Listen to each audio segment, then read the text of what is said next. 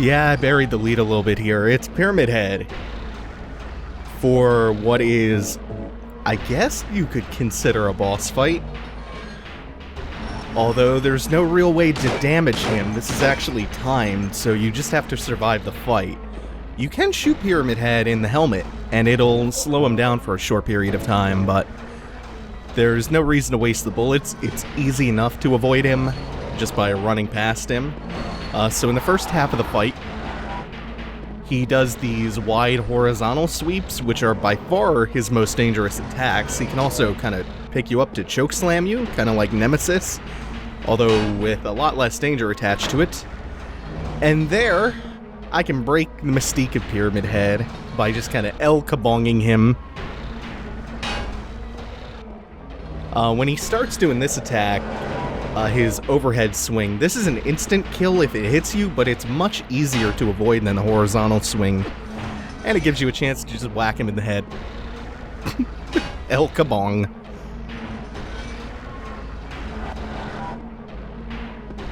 So this being a timed fight is, it's kind of boring. So we can make James dance a little bit. We can Kabong him. It's kind of cool to note that, you get a different sound effect when you hit him with the 2x4 than when you shoot him with a bullet.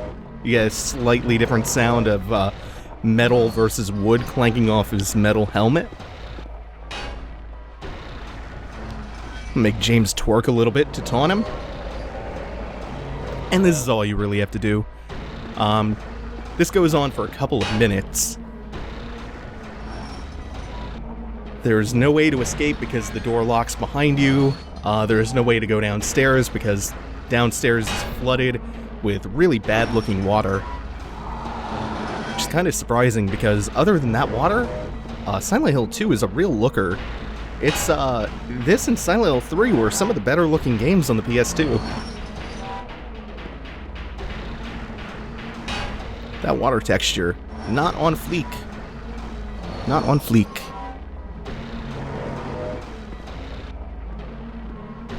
The thing that makes that overhead not very dangerous, the range is very, very long, but Pyramid Head doesn't really track you that much, and it's a slow attack.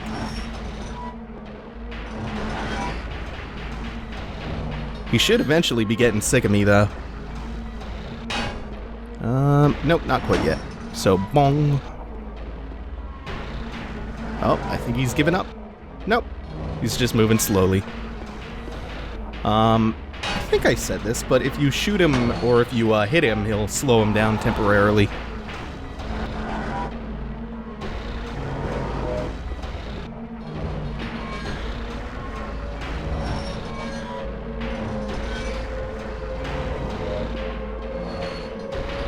So we hear those iconic Silent Hill 2 air raid sirens. That will usually signal Pyramid Head either showing up or leaving. And in this case, it's his dinner bell. His mom's calling him home for dinner. I don't know if you're intended to get a good look at Pyramid Head going downstairs through all this shitty looking water, but does not look terrific. So that's our first boss fight against Pyramid Head. It's just kind of a slow, boring survival sequence. And once Pyramid Head exits the room, the water will drain and we can actually go downstairs, not in pursuit, but in search of an exit. So Pyramid Head has his great knife, which is by far his most recognizable weapon. Later on, he'll show up with a couple of spears. His weapons are both intentionally phallic.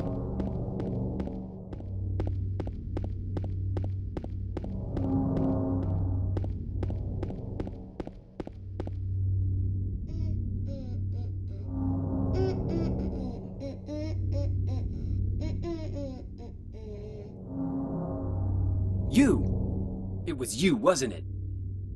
You're the one who stepped on my hand. I know. Maybe I did.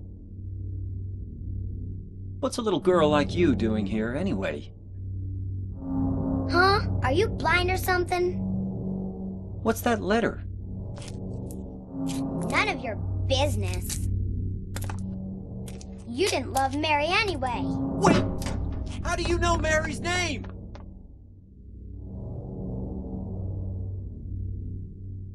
Again, Laura shows up and she's a little brat. But she's a little brat who knows about Mary. Up these stairs somewhere there should be a couple of bullets. Really easy to miss ones too. Wait a minute. 2 pairs of boxes of handgun bullets. So many of you might know that Guy Seehee is the man who does the voice for James Sunderland, and he's also the basis for James's in-game model. But he didn't initially plan to go out for the role of James. And we're reaching Rosewater Park. Guy Seehee brought his daughter in to audition for the part of Laura, and she convinced him to audition for James. He got the role of James, but his daughter did not get Laura's part. So Rosewater Park is where we've been trying to get to this whole time. It's what James thinks might be his special place that he shared with his wife.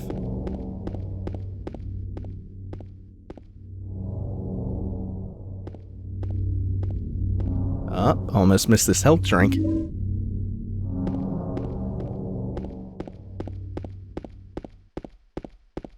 Mary?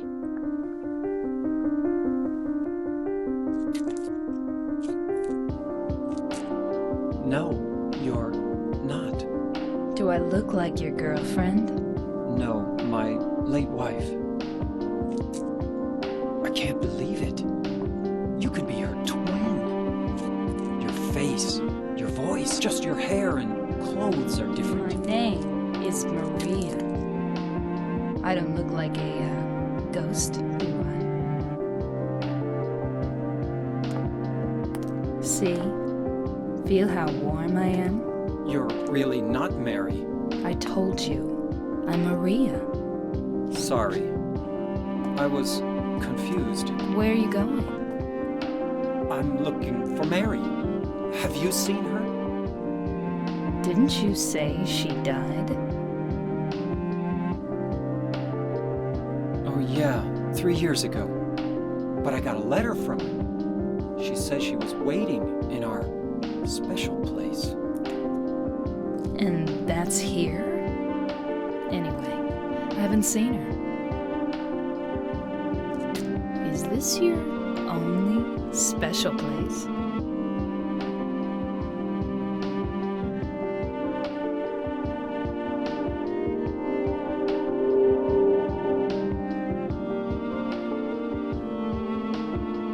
Well, there's the hotel too, I guess. The one on the lake? I wonder if it's still there. The Lakeview Hotel? Yeah, it's still there. So, the hotel was your special place, huh? I'll bet it was. Don't get so mad. I was just joking. Anyway, it's not that way. It's this way.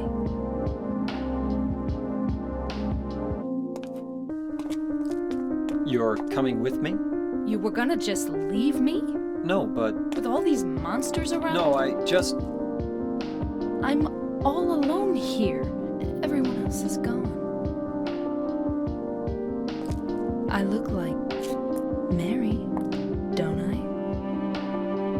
You loved her, right?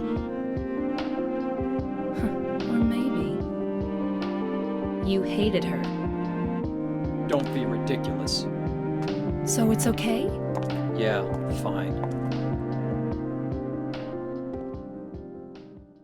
Oh, we don't get to hear enough of that song. That song was No Moon, by the way. Around every corner, there is a godly piece of music in this game. That was like trip hop mixed with this morose little violin or cello. Sorry, I'm bad at instruments. Oh, right. We also met a character. That character's name, as you heard, was Maria, who James mistakes for Mary.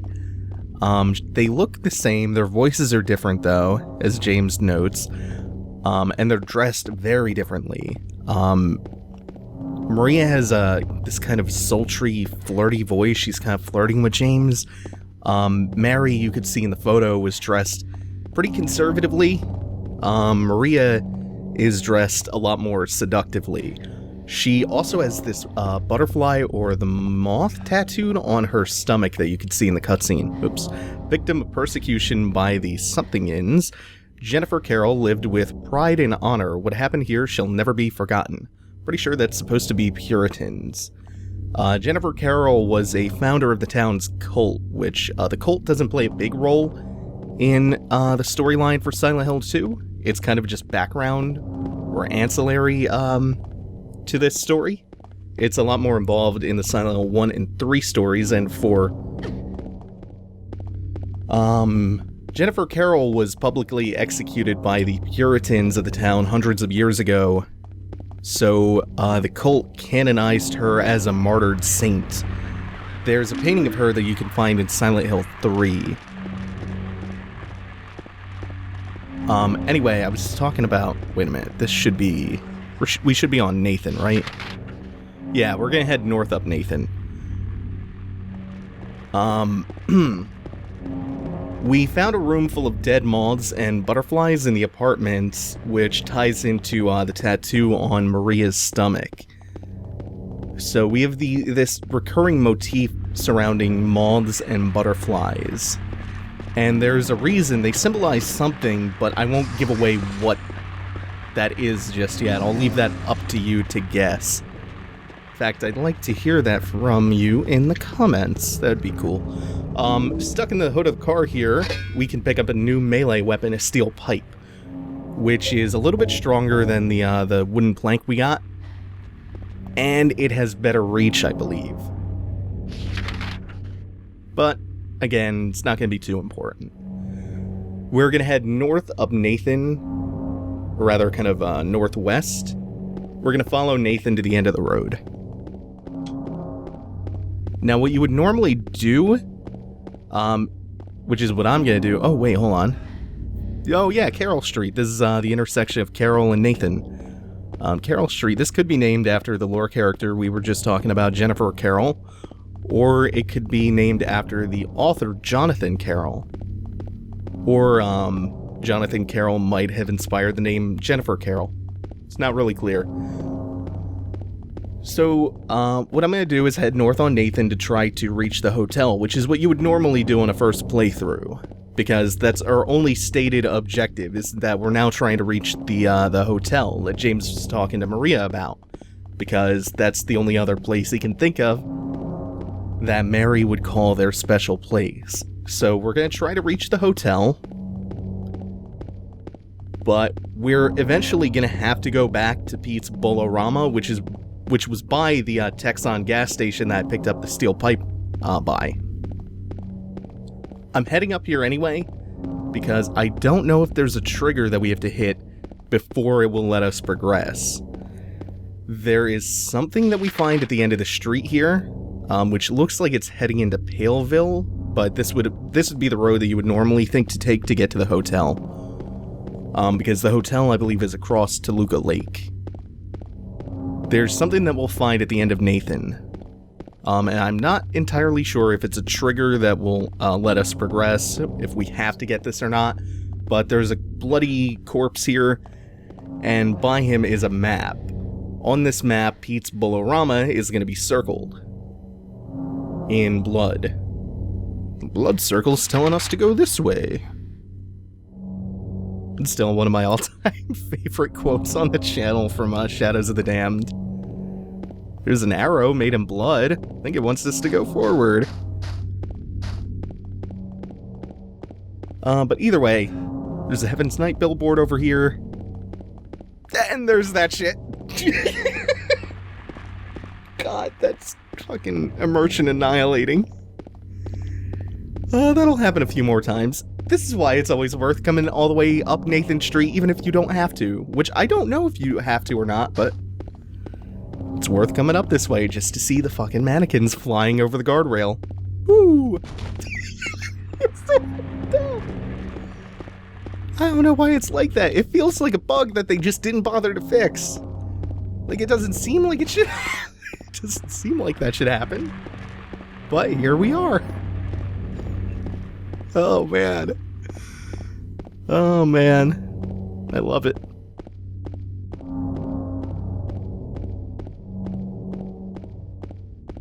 I think we've seen the last of the flying mannequins. Okay, good. Maria's still following us. Maria can die here. If you shoot her, I think it only takes one bullet. She will die and you will game over. And also the monsters of the town can kill you.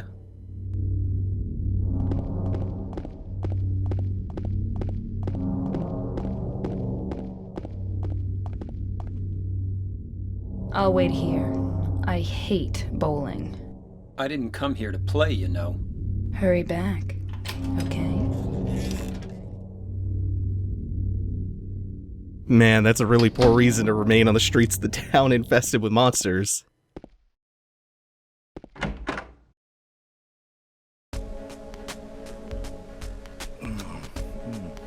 So what'd you do? Robbery? Murder? Nah, nothing like that. Huh! You're just a gutless fatso. What'd you have to say that for? I thought you said the cops were after you. No, I just ran because I was scared. I don't know what the cops are doing. But if you did something bad, why don't you just say you were sorry?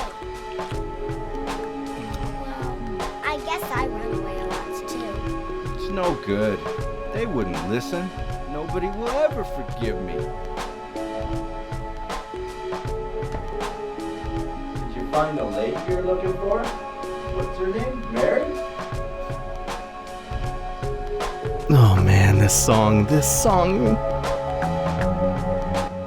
song's called Alone in the Town. It's my second favorite track in the game after the reprised version of Promise we heard in the room with Angela in the hotel, in the apartments rather. Oh man, I'll get into music in a little bit. There's still a bunch of top tier tracks left in this episode. Let's go talk to Eddie again.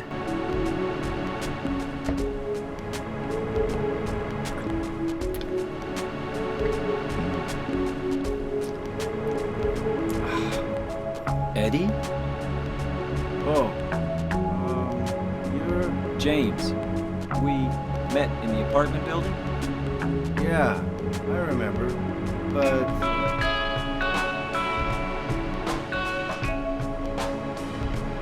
Are you alone here, Eddie? no.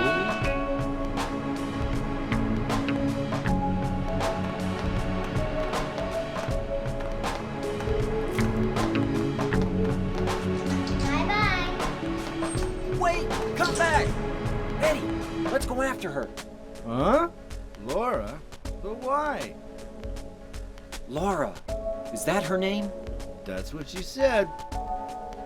This town is full of monsters. How can you sit there and eat pizza? She said she was fine by herself. She said a fatso like me would just slow her down. Forget you.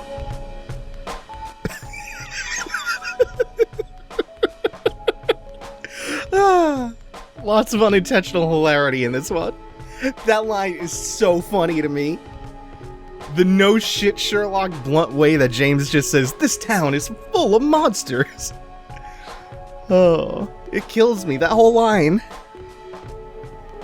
That's like this game's equivalent to the gyromancy bit with Dahlia in Silent Hill 1.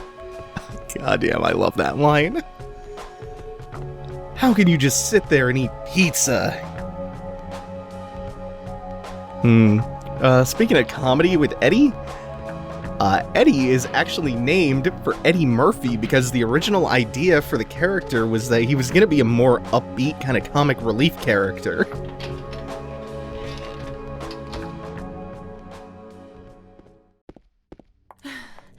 Did a little girl run out of here?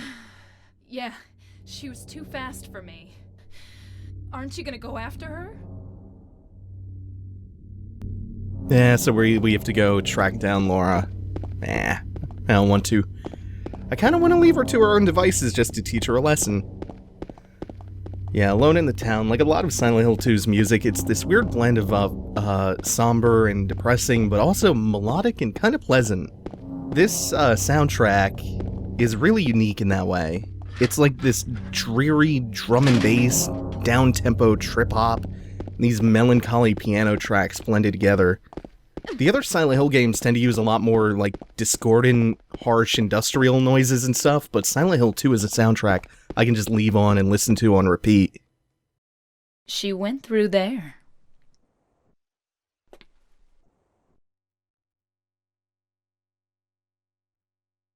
Is there any other way? Yeah, there is. Right through there.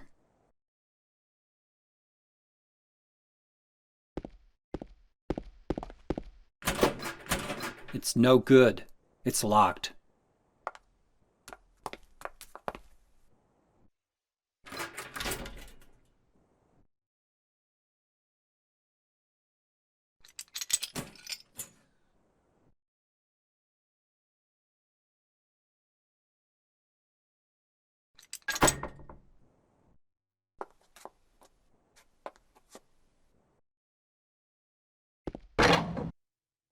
Maria has the keys to what you're gonna see as a strip club.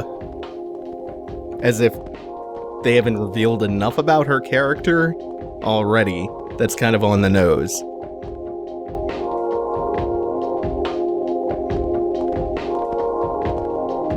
And this lovely, lovely track is called Heaven's Night, which is named after the strip club we're entering. Heaven's Night is also the same place that you visit in Silent Hill 3 as Heather. It's where you find the brochure in Silent Hill 3. There should also be a medkit around here. There it is. Let's see, where is our stripper pole? There we go. Yeah, it's a strip club that Maria happens to have the keys for. Give this place another quick little once over, then we can exit and continue looking for Laura.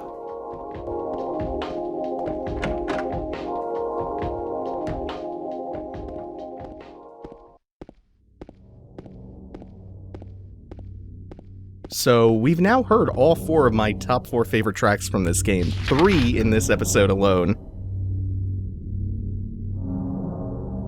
Let's see, we are heading... Oh my god, I'm so bad at navigating. That's really bad. That one in particular is so egregious. We're heading south.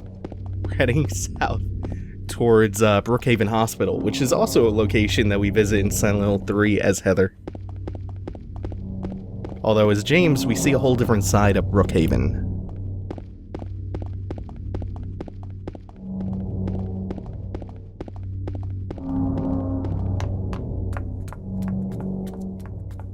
Over there!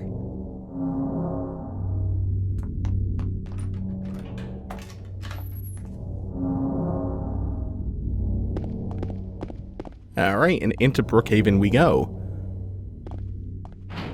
Oh right, I forgot to mention, Heaven's Night, there's a bar in Blue Velvet to which Heaven's Night is a direct reference to. This game really likes Blue Velvet.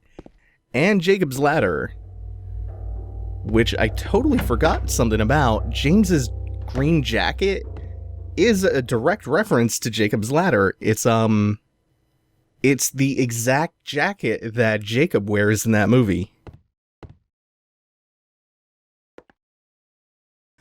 So now that we've entered the reception room, we'll go ahead and save, and that's going to do it for today. Thanks for watching, everyone. Take it easy. Have a good one.